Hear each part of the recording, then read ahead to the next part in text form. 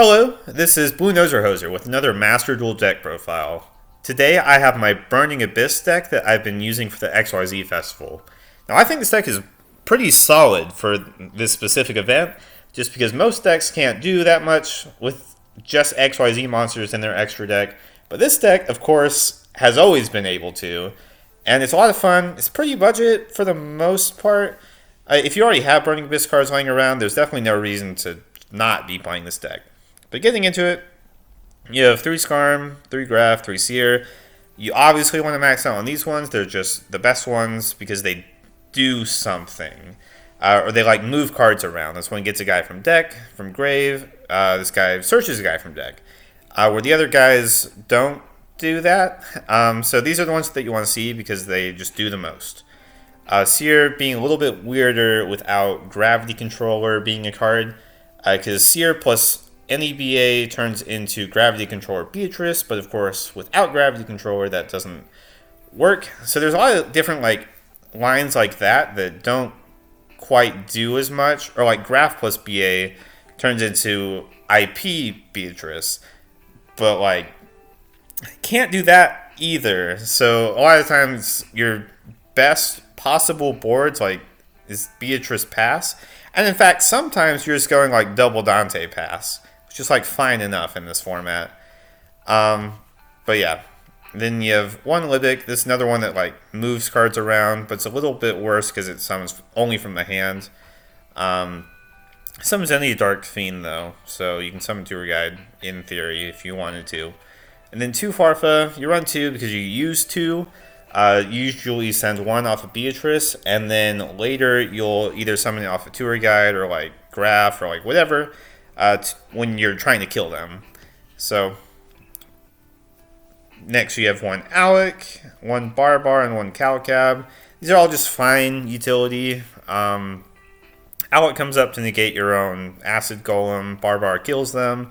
Calcab clears back row, which is fine enough. Plus they're all just names, so they're all free special summons. Then 3 Tour Guide. This card is above average to say the least. And then 1 Rhino Warrior and 1 Backjack. Just 1 Rhino Warrior. I almost don't want to run this card at all, but it's important to run the 1 because you can summon it off of Tour Guide. So it turns your Tour Guide into interruption. Because you can get Backjack off of it, essentially, is the main reason this is even in here. It's fine as a normal summon, but with Seer and Graph being at 3, you don't really want to draw this card because Rhino plus Seer or Graph isn't that good. Where before Rhino was good because Rhino plus random BA is essentially the same thing as opening Graph Seer plus BA, but now that you have these at 3, it's just not the same thing. Plus, you could run 3 of this, but it's just 3 more normals. But before, when both of these were at 1, that's 4 extra slots where 2 extra Rhino Warrior makes sense. But now you just have 3 of all of these, so I just don't think it's right to run more than 1. At least not in what this deck is doing. And then last card being 1 Snow. This card's weird without Link Monsters as well, but you can get it off of your own field with Break Sword, so that's something. Plus, I think Burning Abyss complements Snow really well, so I think you just have to play her. And the rest of the deck is traps, mostly normal traps because of Backjack, but the one exception being Skill Drain. I think this card is very good in this deck. You could argue with me on that, and you may cut it from your own list because you don't like playing this card. But I think that if you flip this card, you generally just win. And this deck plays pretty well under Skill Drain, so I like it a lot. That's just me, though. Then 3 Fiend Griefing. In a format like this, where I don't think a lot of the decks are doing anything, it's important that your deck does, essentially. You don't want to get just beat down by random cards. So a card like Fiend Griefing allows you to get to Tour Guide more consistently because you can send Skarm. You can also send Backjack as just more interruption if you need it. You can also send Farfa or like any of these things. It's just a good extender in that way. And you also have 3 trap tricks, so you have 3 more copies. So between that, you just have 12 copies of Tour Guide, essentially. And Tour Guide resolving even one time effectively means the game's over, as far as I'm concerned, at least this format. So I thought it was important to max out on it. Then 3 Torrential. Torrential in BA is very good. All of you guys just float, so... if you set Skill Drain or Torrential versus a lot of the decks that you play against, it's just game. Because you can just hold Torrential forever. Like, there's not that many, like, negates for it. At least, like, in the XYZ pool. So there you go. Then 3 Dynamiscus. This card, it clears just a lot of different things. And then it also discards Burning Abyss monsters. So, good card is good. These last 2 are just for fun for the most part. Like, this card, a lot of the times you have to go out of your way to make it live, but it is extremely powerful when it does what it needs to do. Plus, you can set it off a trap trick, so I thought it was just fine. And then Breakthrough Skill is a little bit more, like, real. If they Lightning Storm your trap trick, you can set Breakthrough Skill with it so that, like, at least you get some amount of value off of your trap trick. But it also clears Zeus, or at least it helps you clear Zeus. If you put it in your grave and they have Zeus, you can just negate it and then just play. And all of these cards essentially just clear 3,000 vanilla, but 3,000 that like clears the whole field, potentially more than once. It's a little bit different, but yeah, I thought it was fine.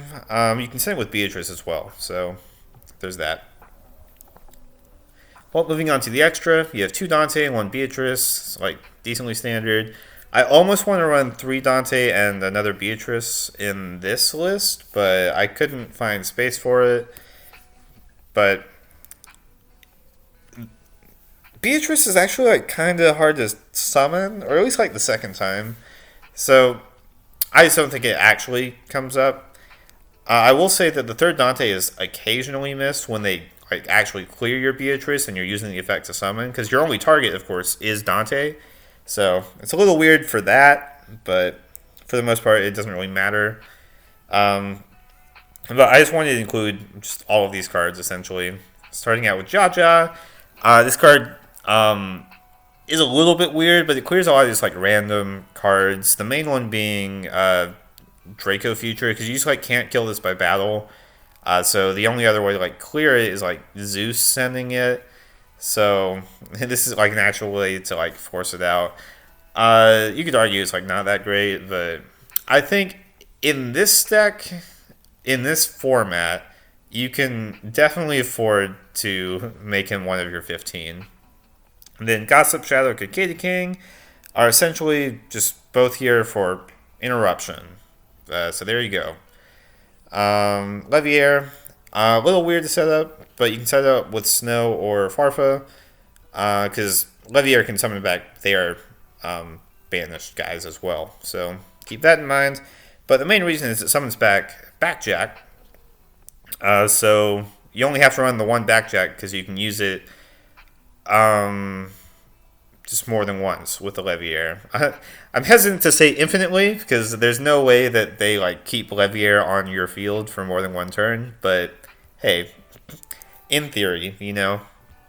And Engineer, I think is really good in this list. It lets you turn 2 Burning Abyss cards into Interruption, at least for the most part. If you put a Farfa underneath Engineer, Engineer is just a quick effect. Like, its effect almost doesn't even matter so much as that you're detaching Farfa. Or you can detach Graph to summon Farfa, or Seer to summon back Farfa, or Rhino Warrior occasionally as well. It's just one of the few ways to actually like end up on interruption, because I don't really like these guys that much. Engineer, I think, is a lot of times is just better. And even under Skill Drain, you can still detach. So there's that too. Um, this card reminds me of IP in the sense that it's a generic extra deck card that ends or that turns your monsters into interruption. But you can't run IP in this format, so Engineer is here. And then these two effectively serve the same purpose. It clears back row, and this can clear anything. And we talked about how Breaksword can clear your own snow. And then you can also like target one of your trap cards and then chain said trap cards so that you don't like actually throw away any cards. It's specifically good with Trap Trick because you just don't even have to like do anything. You just target your Trap Trick, chain Trap Trick, set anything, and just like nothing's changed essentially. Then Acid Golem is 3,000 attack points, which that's a decent amount of attack points if you think about it. Especially under skill drain. Yeah. So, yeah, I don't think I need to explain that any further. That can definitely steal games, though. Moving on, Utopic Future and Draco Future. These cards are, like, fine. Or, like, they're more than fine. This card is very, very good. But he's a little hard to, like, summon consistently, so you don't make him that often, but you definitely make him consistently enough where he is worth the 2 slots in the extra deck. Plus, Utopic Future is pretty good in general. You can steal a guy, attack with it. And if you have Snow Engrave, you can banish that the card that you took, and then attack with Snow. So like a neat way of like clearing cards that you wouldn't have otherwise. And I mean, you can just make Future and main 2 anyway, so there you go. Then the last cards being Downer and Zeus. I don't think I need to explain why these cards are run in my XYZ deck for XYZ Festival.